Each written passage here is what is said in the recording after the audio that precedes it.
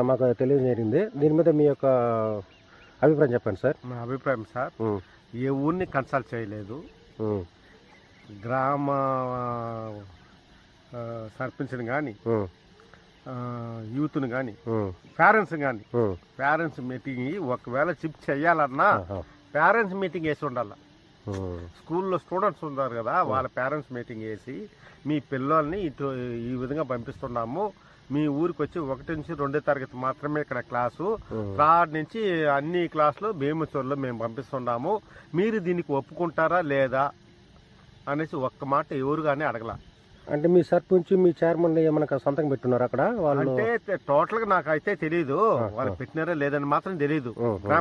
ప్రజలకి ఏం తెలుసు? టోటల్ గా ఉంది ఏందో వాళ్ళు 10th క్లాస్ చేస్తా ఉండారంటే అయోమయంగా తీసుకుని పోతున్నారు. కానీ వ్యక్తిగతంగా ఆలోచిస్తే కసిమెట్ట మేజర్ పంచాయతీ స్టూడెంట్ మస్తుగా ఉన్నారు, పిల్లకాయలు కూడా చిన్న చిన్న పిల్లకాయలు ఉడక మస్తుగా ఉంటారు. కంటిన్యూగా జనానిగా మ్యాక్సిమం ఎన్నో ఏళ్ల తరబడి స్కూళ్ళు జరుగుతూనే ఉండదు. ఇప్పుడు అన్ఎక్స్పెక్టెడ్గా వాళ్ళు అక్కడ 10th కావాలి, 10th క్లాస్ చేయాలనేసి ఇక్కడి నుంచి పిల్లకాయలు ఆడ షిఫ్ట్ చేస్తున్నారు. కానీ ఇక్కడ లోటు బడ్జెట్ స్టూడెంట్ ఉన్నారు, ఇక్కడ జరగదని మాత్రం లేదు కసిమిట్టలు. అంటే కసిమిట్టలు స్కూలే ఇంకా లేదనేటట్టుగా అయిపోయింది కథ. స్టూడెంట్లు ఉన్నారు, 5వ తరగతి ఇక్కడ మేము చదువుకుంటామని మా అభిప్రాయం. మా ఊర్లో మాకు పిల్లకాయలు మస్తుగా ఉన్నారు, మా బడిలో మా పిల్లకాయలు చదువుకోవాలా, స్ట్రెంత్ అంత రేంజ్ లో ఉన్నారు.